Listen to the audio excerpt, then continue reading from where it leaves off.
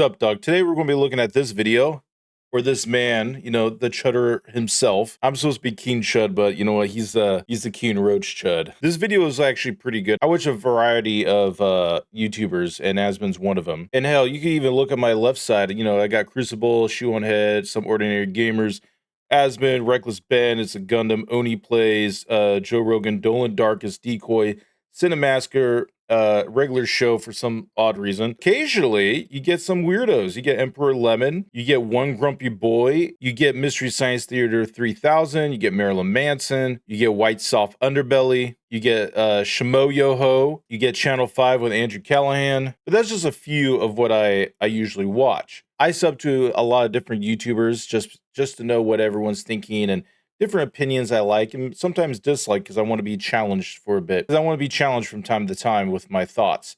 I don't want to be stuck in an echo chamber like some of the other people are. And I also have a lot of gay liberal friends, and they pass me videos of things where I think one of them was like Kyle Kukulaski, whatever his last name is. I don't know if you guys know him, but he's the guy that looks like he's stuck in the 90s with his bleached hair. Fun fact, Kyle used to be based, but then he married a woman called Crystal Ball.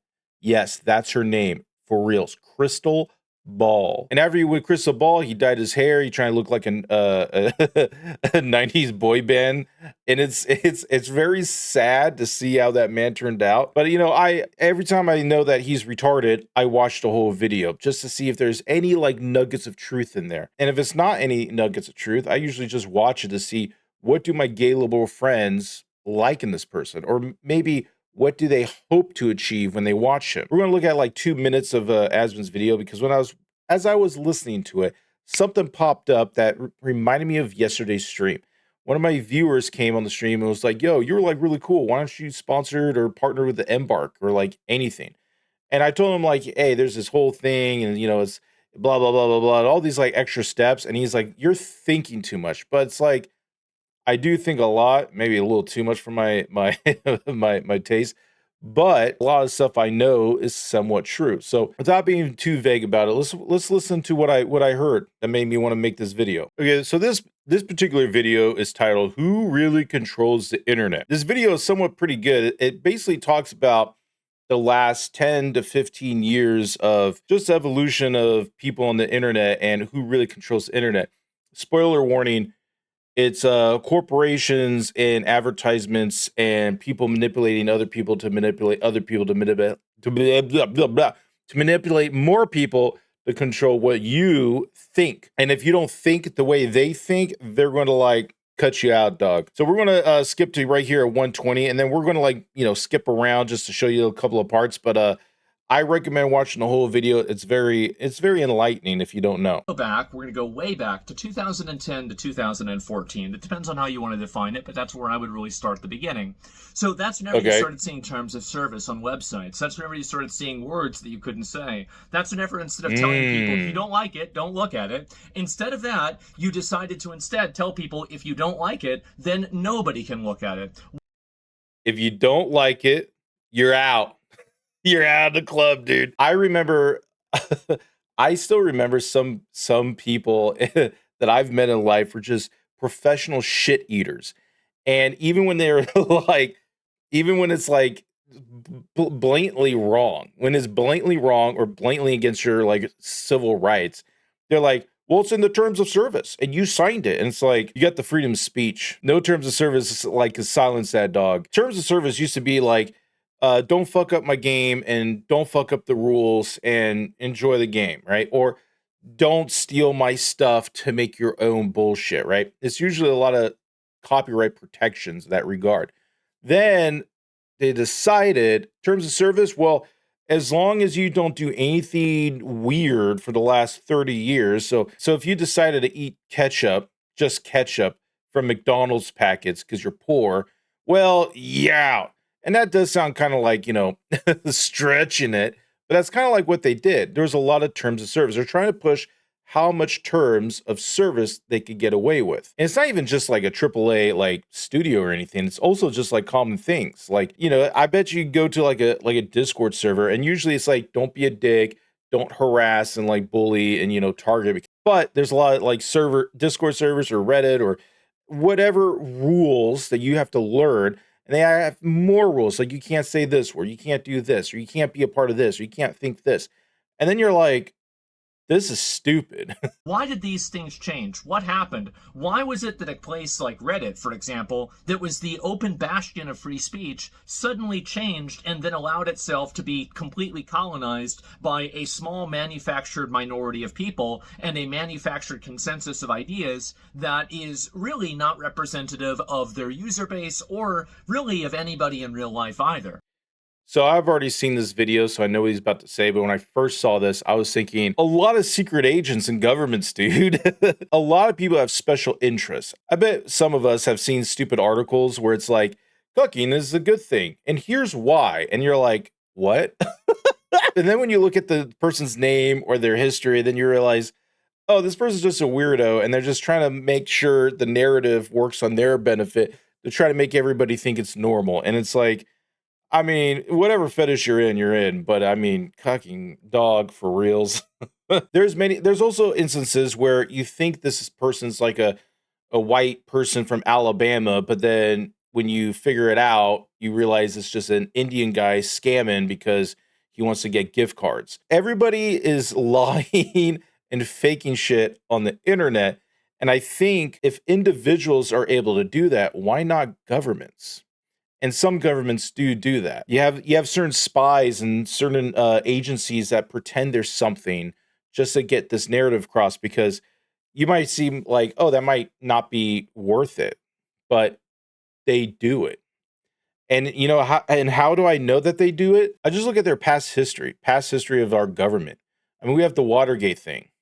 Remember that when one party decided to snoop on the other party and then they got caught? And the whole time they're like, oh, yeah, we're the good guys and stuff. The government won't spy on you or anybody else, but here we are, Watergate. And if you want to go back for another example, MK Ultra. Oh, we're not doing mind control or any type of weird drugs. We respect people, blah, blah, blah, blah, blah. Yet we did MK Ultra. So this whole time with like terms of service and everything, I mean, Asmon's later going to say the incentive is money and advertisement, and that's true. But I think the majority is usually people in power and governments trying to make you think what they want you to think. How did this happen? And I'll tell you exactly how it happened. It's actually very simple. It happened because of money. So what happened between 2010 and 2014? You started getting a lot of ads. You started getting a lot of advertisements. You started getting a lot of, ways that these companies and these websites were basically making money. And if you look at this on the stock market for any of these different companies, this is very clearly the growth period of their business. This is whenever they started really making a lot of money, because a lot of people falsely attribute the woke era to something that was happening during COVID, which I think was the fever pitch, but it wasn't the entire disease. Correct. It was entire disease, but I think during COVID, it was either at its peak and peaking over or was about to peak. Everybody during COVID, all their ideologies kind of like multiplied because they're just stuck at home all day. So it wasn't a lot of other distractions like going to work. Going to work requires you to get in your car to go to work, to do 8 hours of some bullshit that you don't want to do, and then drive back. Oh, don't forget gas. You got to go to the gas station. All those steps don't really add up, but they do over time. So if you have an ideology and you're doing something else that you don't want to do, you're still going to remember a vague ideology that you have or a core. But all the new stuff, you're not really into it. And I think like for the woke stuff started with just liberals before they were gay and retarded. They're just normal. Your typical 90s liberal. And I think that's how they got so out of touch because, you have all these distractions, and as time moves forward and there's new things to learn, new details, you're not informed as much. When COVID hit, you have time to actually absorb all this information that's brand new to you. Then you realize, damn, we're kind of fucked. The disease actually started between 2010 and 2014, and it was manifested by advertising and then companies wanting to maintain that advertising money in order to maintain to maintain the advertisements to continue making more money. So what happened is that you had these activists and people that are working inside of media companies, and then the media companies are running smear campaigns. They're talking about how, this website is allowing, racism or dangerous language or X or Y thing. And we're not even talking about the COVID era, by the way. Keep it. Okay, so as Asmongold's really smart, but as he's telling you all these like if you don't know anything about Asmon, this is your first time watching Asmongold, which I don't think it's your first time to be honest.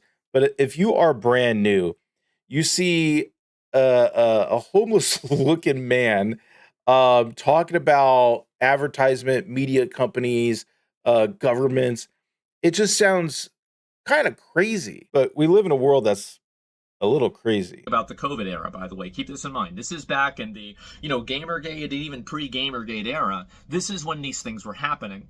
So what really was going on is that they kept making articles and they kept saying that like, oh, this website is allowing X, Y, and Z content and it's horrible that this is happening. Then there was a harassment and a advocacy campaign that pushed the advertisers that were advertising on the website that was basically egged on by these ideologically captured media apparatuses and individuals too. To put pressure on these companies, because companies, you have to admit, you have to understand, are they're not moral, they're not immoral, they're amoral. If Hitler won World War II, most of these companies would be selling swastikas. And it's That is correct. These companies only care about money. I mean, he's right. Anybody remember Bud Light and Pepsi? Or not even that. Think about YouTube. Remember the advertisement, the adpocalypse? I mean, technically, there's like 3 different adpocalypse of YouTube. But that happened. And it was basically you watch a video, and then before the video starts, you watch an ad. But the ad sometimes is kind of funny because it's like, let's just say the video is like sustainable fertilizer, right? And you're like, this is how you make your own fertilizer that's natural. You just shit in the ground, you mix it up, and it's done, right? But the ad before that is Roundup, the chemicals, or just like, like the most chemical uh fertilizer there. So it's kind of funny that you have this to that. Does anybody remember the Ukraine war where it first started? And it was Applebee's, I think, and it was like, everybody wants some chicken fried, oh, cold beer on a Friday night. And it was like, as soon as that advertising happened, it was just like bombs and rockets and destruction. And you're like, what? But yeah, it's all these advertisements. It's basically during that time there was a huge push of saying, hey, you should not have this advertisement here on this channel or this video or in general. Like Asmund said, they're amoral. They don't care as long as the money's there. What happens if you have an amoral company versus another amoral company? They're probably going to fight each other to say, I'm the more amoral and this one's the evil one. Hence, they're trying to get a monopoly on the market. It's important to always remember that. When a company thinks that your social cause or your social opinion is the correct social opinion, the odds are it's because they think they can make money off of you if they tell you that. That's the only reason. Why do you think they all care about pride? Well, it's because they can sell something with a rainbow on it. Yep. Normies kind of know that if you are gay or have a gay friend, you kind of already know now that these companies don't give a shit. They don't. They always have a gay pride flag on like, Sony PlayStation store, but then in Saudi Arabia, it's like gone. Oh, I wonder why. Because they want the money, dog. They've always wanted the money. That really kind of gives away the game, doesn't it? Because fundamentally, every single one of these companies always kowtows to this group of people. Now, why did they do that? Is it because they're the majority? Well, if Donald Trump won the election, it seems like that's not the case. So why actually do they get listened to? It's actually extremely simple. It's because these people are very good at institutional capture, and they've done an incredibly good job at it, whether it's businesses, whether it's HR departments, whether it's media companies, or whether it's other forms of NGOs, or just different media apparatuses that are third party that exist on the internet, or even individuals that are just politically minded that want to advocate for something. So he's basically calling one side more retarded than the other. I kind of understand where he's going with that. And to manipulate people is kind of easy. I mean, there's a period back in the day where the term, oh, they drank the Kool-Aid, is because there was that religious group that drank the Kool-Aid and died because they all poisoned each other because that was their cult. And I think that they're very strategic and they're very effective, and they have been. And it took a long time for people to identify this and then begin to develop countermeasures like what we have now. So, anyway, all of these people have basically created this entire permission structure around language. And I hate that shit. You know me. I like America. I like freedom of speech, freedom of guns, freedom of women being bitches. That is what I like. During that period of time between the 2010 to 2020, there was a big push on what you can and cannot say. The permission structure around language enabled people to accept that certain things were just simply not allowed to be said. And this manufactured the ideology of being brand friendly. This could not have happened without mainstream big companies enforcing this ideology by the rule of money. If there was no money involved in any of these companies, then none of these companies would have changed. You used to be able to say the N word on Twitch. You used to be able to say the F word on Twitch. Do you want to know what changed? Advertisers changed. What do you think the probability is that every single company suddenly grew a conscience and wanted to make all of these different stores against the rules at, ironically, the same time that they all got a bunch of money for advertising? Oh, I wonder. He is right. I mean, you used to say the N word, the F word, all the words.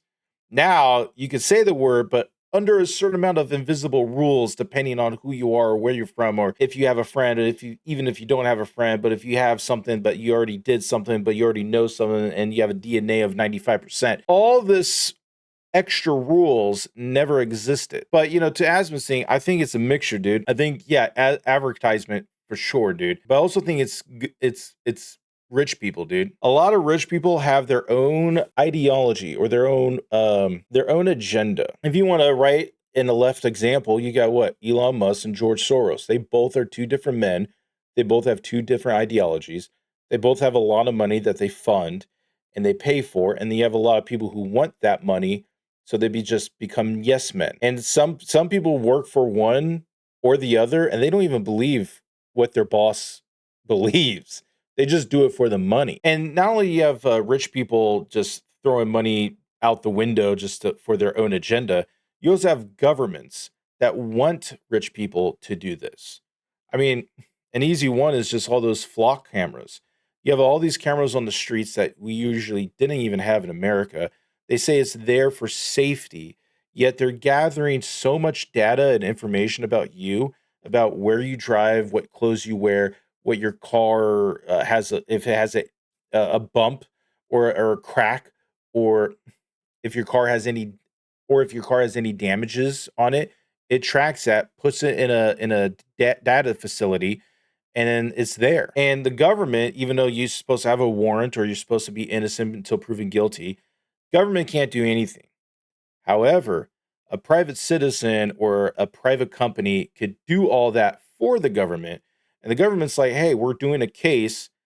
Can you see what this guy has? And it's like, sure, I'll donate it for you. And technically, that's what they're doing, dude. So I think that most of culture that we have now is a mixture of very, very rich people with too much time on their hands and governments that are very powerful now that have also too much time on their hands. What do you think the odds of that are? Well, I'd say what the odds are. It's zero. They're doing it for the advertising money. That's always what they were doing it for. So why is it that these companies are listening to these people? Well, this is the two-part thing of identity capture and just basically capture in general. So you have the media companies that have been taken over by these people who want to weaponize the media companies' influence in order to push their ideology. This is relatively obvious. I think that we all know this is what happens. But then the second thing is that people that work inside of the actual companies themselves also have some of these ideologies, and they create an alarmism around not making these people happy.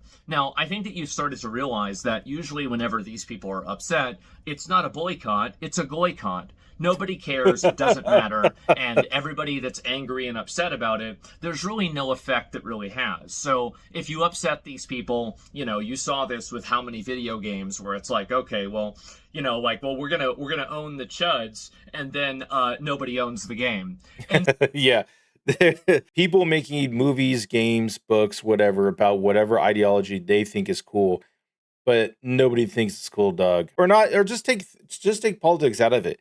you ever see a movie where you're like, man, this movie feels like it's just made by a bunch of millennial theater kids and it's trash, and then there's no agenda, there's no nothing. It's just a uh, just a story about wearing a waffle shirt, and that's quirky. It's like, dog, that sucks. What about the character wearing the shirt of the waffle shirt? What does it make? Why is it quirky? What is he doing with the quirky shirt? Is there a conflict? Did someone bully him because of the shirt? But they never address it, never nothing. You just see him at like a Birkenstock store, and it's just like, oh, cool, this movie sucks. So that's really not a not a good way, not a good way to keep your job, is it? Sure seems that way. Look at Bungie. So anyway, Damn. what happens is that people inside Shots of fired. HR departments and other types of administrative and influential positions at these companies use those positions in order to manufacture alarmism around the manufactured consensus. And I apologize, I'm using these words all the time, but I just want to make sure that I make it completely clear that none of this was organic and none of this was done because people wanted it. Nobody actually wanted any of this. This was forced on people, and it was done so by the unholy matrimony between mentally ill advertisers, or sorry, well, there's that too, mentally ill activists and cynical advertisers that are trying to cater to the lowest common denominator of capitalism, and failing massively, by the way. You could. That's 100% on point. That is 100% on point. Mentally ill people and advertisers, just mentally ill crazies, and advertisers saying, "Oh, is this the next new thing where we get a bunch of money from him? Let's cater to that very lower common denominator." So that you can see that with Bud Light. So anyway, all of this has happened. These companies now are then taking away partnerships, they're taking away advertising, and they're changing the ways that they want their stuff broadcast and their stuff advertised. I gotta say, I gotta add this: the 911 of this version was Papa John's, dude.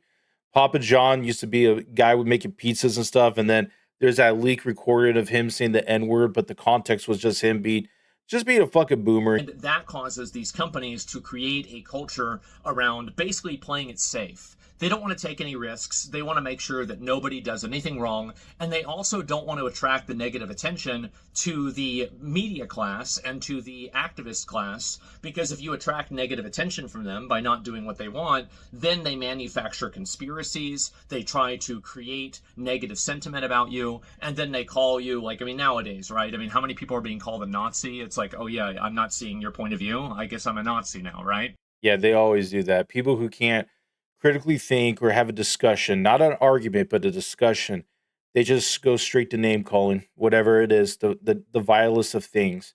That's the way that the world works. And fundamentally, I think this was very effective. Now, anybody that plays Classic WoW knows that if you cast the crowd control on an opponent too many times, it begins to have what you would call diminishing returns. And I think at this point, it's basically just on the immunity stage. But for many, many years, this was an effective way of shutting down conversation.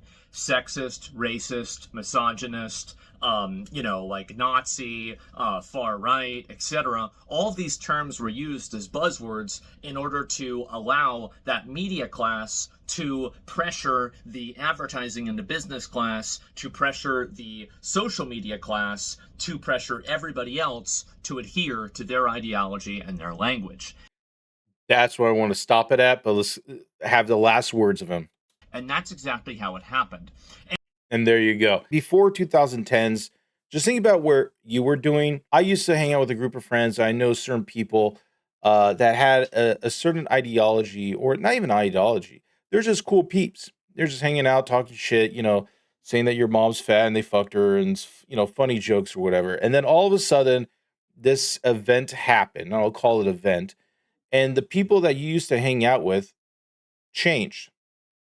And some of them ratted on you. They're like, that guy's not a good person because he talks all this bullshit. And then you're like, yeah, but we're joking. And that's why I have a lot of trust issues with people, because during COVID, before COVID, and a little bit after, just a little bit, you have all these people that decided, hey, I want to be a part of a group. If a group is centered about money and you want money and incentive, you want to do everything that you possibly can to get that money. You'll just say whatever you want to say.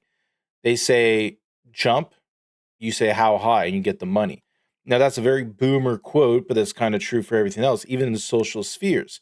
I've seen a lot of people online in real life and fake life and just anywhere just anywhere that I see a lot of people that were like homie G's back in the day, they ratted them out for the money, for the clout. And you can see that. You can even see that for like YouTuber dramas. Like think about H3H3, right? He was like friends with like iDubbbz and Hassan at one time. Until Hassan was like, "Oh, you're Jewish? Well, fuck you." And H3H3 Ethan is like, "Dog, what's this about?" And then they broke off, but then during that time he was like, "Oh, this guy's a Zionist, blah blah blah blah blah."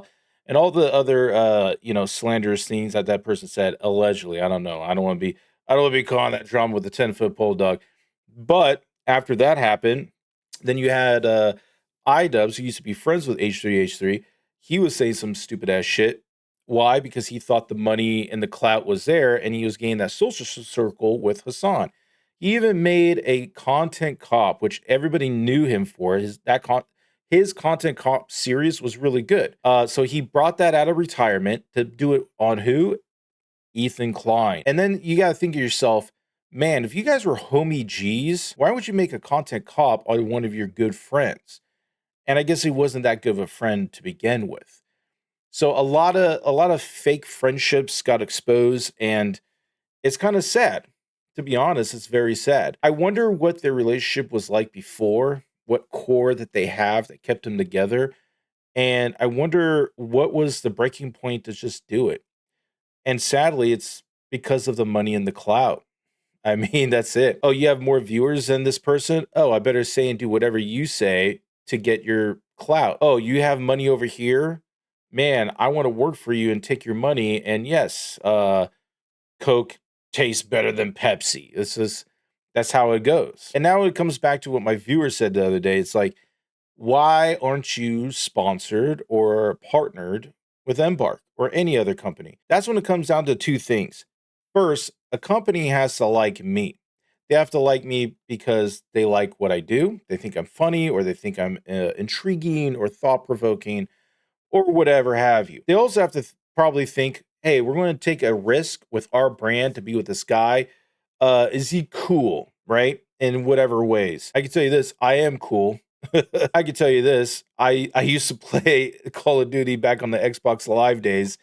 And if anybody knew that, you know what I said, you know, a lot of things I used to say. Jokes aside, I think I hit rock bottom. And then during COVID, I decided I need to fucking get my life in order. And so then I remarried and I saved money, and now I'm the man that I am today. So I would like for future companies to just judge me on me right now. So yeah, a company has to first like my content, and two, probably my numbers. It's all a mathematical game. How many viewers does this guy have? Oh, he's got like a million viewers, then let's invest, because maybe out of those million viewers, we get 200K to buy our product. And that's just basic business right there. Another thing is if I like the company.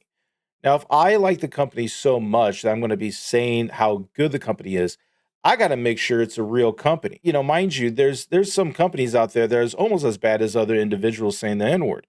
Red Bull, if you Google Red Bull and go in their like weird history, I think like one of the heirs to the Red Bull franchise like ran over a man and killed him, and they spent money and just the court system to drag it out to make it legal. And I'm like, that's pretty fucking evil, dog. Now, is the whole family like that? Is everybody complicit in this thing? I don't know. But you see a lot of people doing those X Games and extreme commercials where they like go on a motorcycle and everything. You know, Red Bull gives you wings. So it's up to the individual, if you want to do business with them, how far do you want to go with that business? So for me, if a company reaches out and says, "Would you like to do something with, my product or just them as a company?" I actually have to, think about it and say, do I like the company? Do I like their message? Do I like them? It's usually a 50-50 relationship, a good working relationship. Now, if Embark tomorrow says, hey, you want to, do some stuff with us and partner or whatever, I'll be like, yeah, sure. Because you know what? I like their games. I played a lot of Arc Raiders until they there's no update and everybody got critical. And I was like, ugh. But I do know the company's good. And that's why I've been playing the finals this whole time, because if Arc Raiders was good, what about their other game? And just them as a studio and their vision, I like it. But yeah, a viewer came into my stream yesterday and said that, like, hey, you should be a partnered, you should be sponsored by somebody because he really likes me and my content. That's nice. That's a nice compliment, sir. But for me, I don't want to say it's that easy. I don't want to be head over heels on a moment like that. I've seen the worst in people and I've seen the best in people. I've also seen different sides of companies. I know that certain companies make other people sign NDAs to say or do whatever they want because they signed something. And that's why you have shills and shit eaters galore.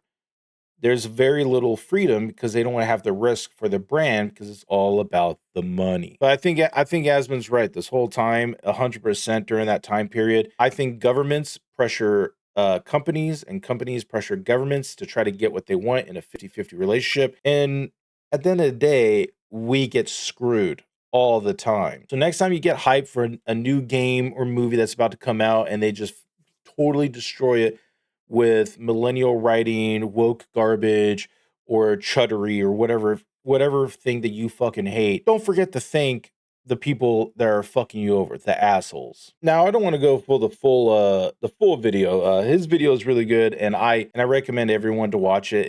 It's very intriguing. I like when sometimes Asmon just does a 101 between him and the viewer. He's usually a reaction guy, or he'll watch a whole video and do his commentary. And he's got a lot of good ideas and thoughts. But for this particular video, he said that part where I thought about it. And I was like, you know what? This just makes sense. From my viewer yesterday saying, why aren't you partnered or anything or sponsored? And then after listening to this video, I have to say, I don't mind being sponsored or partnered with anything, but it's usually a 50-50 relationship. And for me, I have huge trust issues with just people in general. I have seen people that I used to grow up with become something that they should never be, and they were tainted along the way, and they're tainted by money and power. And it's sad. And what's worse is I've seen people roach out and rat on each other just for measly scraps. So for me, when that happens, when someone comes and says, "Yo, I like your content. I think you're fun. Would you like to do something?" I'll be like, "Sure, let's talk." And then we'll talk it out. Now, I don't take too many things seriously because remember, no, this doesn't matter. None of this shit matters. Even though I do not trust a lot of people, I give them the benefit of the doubt. I try to. I do a little risk of myself to say, you know what? Maybe this is a good person. Maybe like that's why a lot of my friends are gay liberals because I'm like, dog, this guy's probably gonna be fucking retarded. And half of them are retarded, but the other half, they have some points. I'm like, okay, we agree on that. Interesting. We're more same than different. And I kind of like that. And that's like a healthier thing to do is just talk to different people and understand where they're coming from because at the end of the day, we're all Americans. I have more faith of my fellow American neighbors than people that just say they're American and the only thing we share is just the title. Those people exist and they're assholes. But when people are for you, for your rights, and support you in your rights, and don't vote to harm that, they're your friends. Those are your true friends. So yeah, all you fascist chuds and your gay liberals, we're all degenerates at the end. At the end of the day, we're all a little bit fucked up, dog. Oh, and also, if any partner or sponsor or whatever company's like, yo, Joestar, and you ever see a company sponsoring me, just know they are based. You should give them all your money, suck their dick, stroke their uh neck. I don't know, dude. Like a cat. Just know that they're based and they're pretty damn cool. All right, I'll see you on the next one. Bye.